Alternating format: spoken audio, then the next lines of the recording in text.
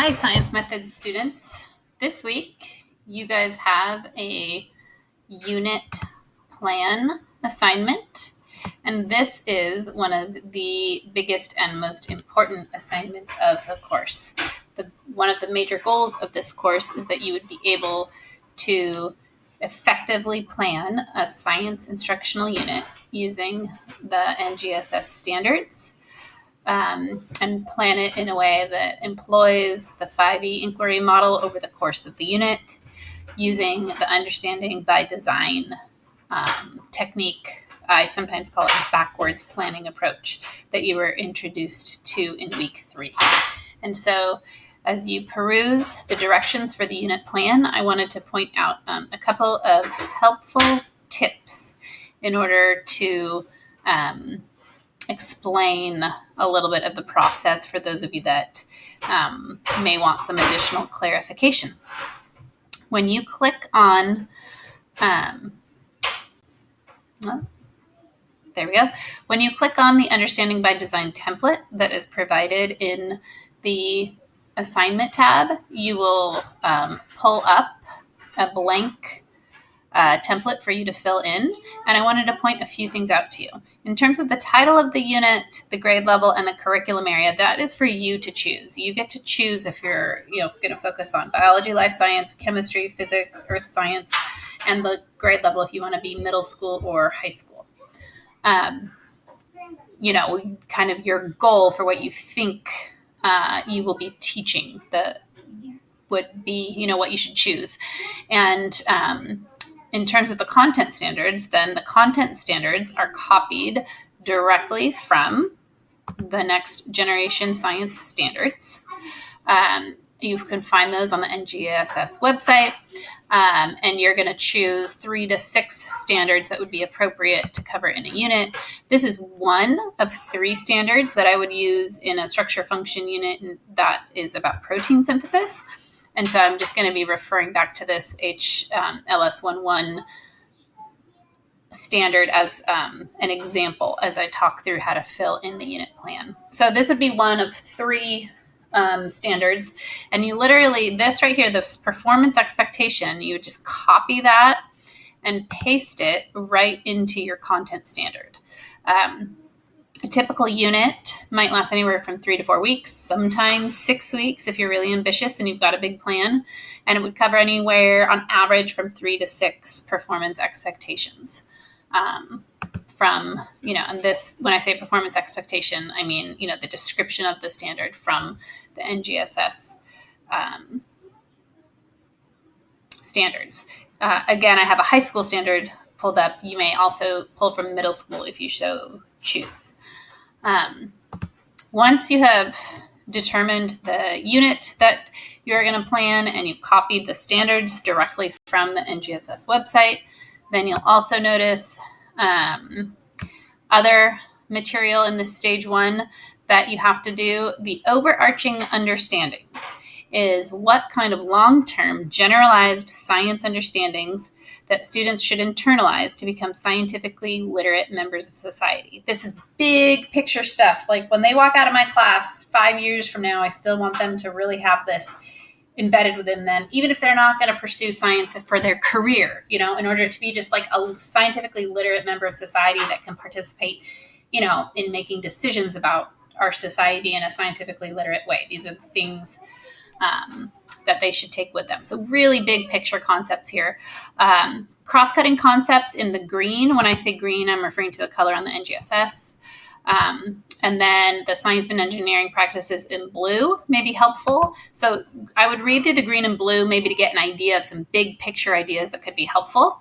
And so if I were teaching this unit on structure and function and, going from DNA to protein is one example of structure and function, then one of my overarching understandings that I want students to understand about the way biology works in the world is that structure enables function. And that's a theme that will be an overarching understanding in many of my units. We're going to look at, see how this structure enables this to do the function, see how structure enables function. It's a repeating theme that's really like a universal theme they should understand. Notice that my overarching question, my first overarching question here, relates to this overarching understanding. So the questions that relate to the entirety of the unit and the course you are teaching. So big picture, over the course of the year, what are a couple key themes that I might have repeating overarching questions for, and then in regard to this specific unit. So an example is I just took this overarching understanding and made it into an overarching essential question. How does structure enable function? Students should be able to describe the specific structure example from this unit and apply it to its specific function that they're going to learn about. And so then in another overarching question, in terms of questions that relate to the entirety of this particular unit, I said, I made this question more specific. How does DNA structure enable protein function? So the overarching essential questions are big picture to the entire year and big picture to the unit. The topical questions now get really specific. Notice that they're questions that relate to the specific day-to-day details of the content you're teaching. Therefore, if I'm teaching this unit on protein synthesis, I know that my students are going to have to know, what is the structure of DNA? That is a topical question that could frame one entire day of learning. Like that could be my question for a single day of teaching. What is the structure of protein? What is the structure of RNA? What are the components, the component parts involved in DNA sequence to protein production? What is translation? What is transcription? What is, the endoplasmic reticulum?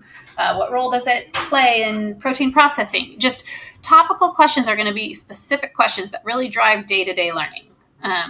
So you're going to get much more specific there. And the related misconceptions, if you have experience teaching a particular unit and you kind of know what students might have a misconception of, you can fill that in, but you can feel free for now to leave that space blank. That comes with time and experience as you begin to teach. Further, in stage 1, we're still identifying desired results. The knowledge and skills, both of these, most of the information is going to come from NGSS. For knowledge, students will know. You're going to look at the standard, the 3 to 6 standards you've chosen, and you're looking at the disciplinary core ideas. This is giving you the specifics of what students need to know. Additionally, if you have background or prior knowledge that you might need to, review with them, if you have specific vocabulary they need to know, maybe they need to know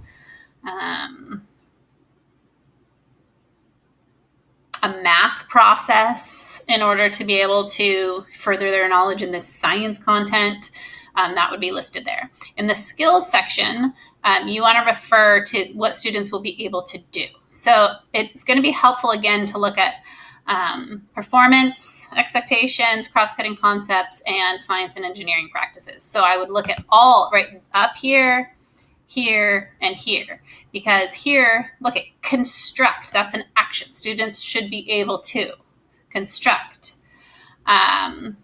Students should be able to design. So you're looking for words that describe actions that students should be able to do. Students should be able to graph. If you're doing lab and data analysis. For both these sections, the knowledge and the skills section, I want to point out something really helpful to you. There's a related evidence statement on each standard page. And this link right here is going to give you a wealth of information. Notice here that I see, it starts with the same standard, but underneath it, it breaks it down into tons of specifics. It gives me both knowledge. Students need to know all cells contain DNA, but it also gives me action. Students should be able to identify and describe. Students should be able to construct. Students should use reasoning. So again, it's providing me things that students need to know that would go in the knowledge column, and things that students should be able to do, which would go in the skills column. So I would highly recommend that you click on that related evidence statement for each standard you're using. So what you should have picked up on is that a lot of this stage 1 comes directly from the NGSS standard.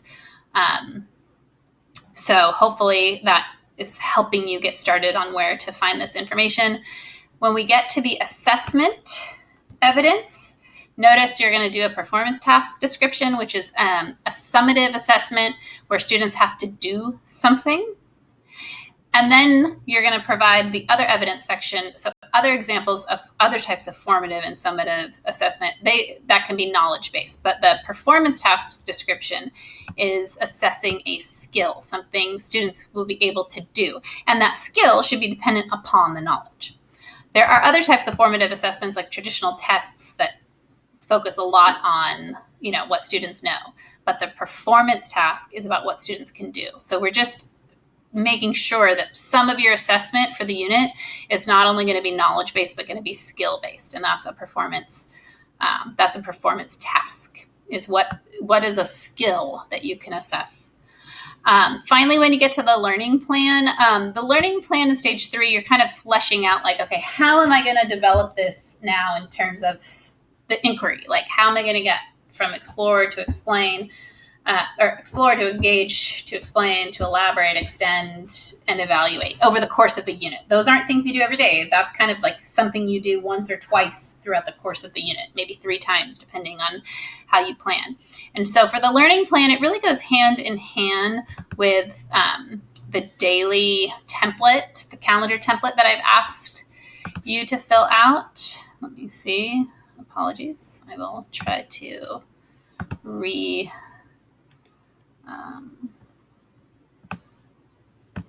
connect on that here. See if I can pull that up here for you. So this is hand in hand with learning stage 3 of the Understanding by Design template, where you're just going to break it down day by day. What should my students be able to do on the first day of the unit, and the second day of the unit, and the third day of the unit? You don't have to give me details. You're just kind of thinking conceptually, like what is the concept I need to get across to the students on the first day? What's the concept that I need to get across on the second day? So you're just kind of breaking it down day by day so that you can get a feel for what the course of an entire unit would look like. And so you can, just fill in a general idea here. And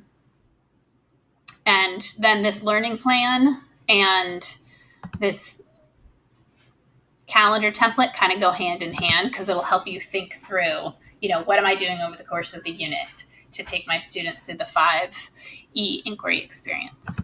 And so that is your unit assignment, your unit plan assignment. Good luck. If you've never done it before, it's big, it's kind of daunting, but it's really important. And this is your first time. This is practice. I'm not expecting perfection. I'm just expecting effort.